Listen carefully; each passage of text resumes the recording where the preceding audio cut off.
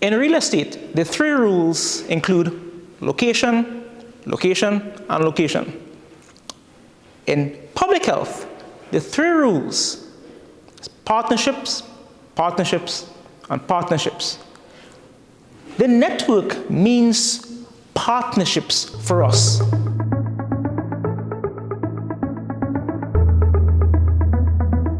Hi, my name is Jenna Indarsing, and I'm the CariVecNet coordinator at the Caribbean Public Health Agency. Dr. Bedesi just helped us establish the importance of partnerships in public health. The emergence of Zika in the region strengthened our regional partnerships and led to the formation of CariVecNet in 2017. CariVecNet is a regional network of institutions, subject matter experts, and practitioners from a variety of sectors. Our aim is to improve the detection, monitoring, prevention, and control of epidemics of Zika and other mosquito-borne diseases in the Caribbean. So now that we know what CariVecNet is, let's hear from some of our stakeholders as to why they think this network is important for the Caribbean region. Vector-borne diseases does not exist in isolation. Isolation of a country, isolation of a discipline. It requires an interprofessional and multidisciplinary team to respond and to address these issues. The Zika epidemic of 2016 highlighted the challenges many countries face in gathering data, communicating, and providing a timely response to mosquito-borne diseases outbreaks.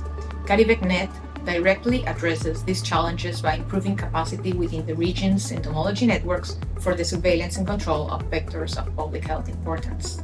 The different islands and member states have different sizes, different capacities, but face the same challenges. So it's a very added value that there is a network that serves all of them, and that every island has to do it themselves, because the resources and capacity is very limited when the governments are small. To achieve our objectives, CariVecNet is comprised of 5 technical working groups, namely disease surveillance, vector control, clinical management, laboratory diagnosis, and community engagement. We have 2 representatives from these technical groups who work in the region. Let's hear what CariVecNet means to them. I think CariVec is important in terms of the networking and best practice, so we can learn from each other what is being done in neighboring countries, as we all have similar situations. Ultimately, this networking or this group will help us to reduce the burden of these diseases within the country. This group will help us to implement various activities that will help us to move from where we are and to take us to a better place. The technical working groups report to a steering committee.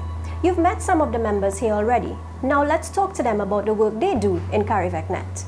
I was invited to the steering committee of CariVecNet in 2001 after the network was started up after the COVID pandemic. Well, of course, we have our regular meetings. Sometimes they are virtual meetings, and this is the second physical meeting that we have in the restart of CariVecNet, and review the proposals that the technical working groups are making. I have been involved with CariVecNet since 2021, when CARFA reactivated the network. Since then, CDC colleagues and I have been working with coordinators and members to identify areas in support of the network's mission.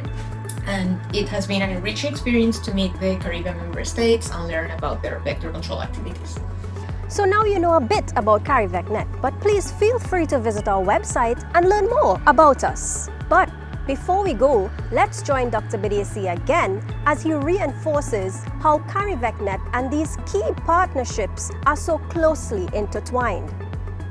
CariVecNet represents that partnership for us.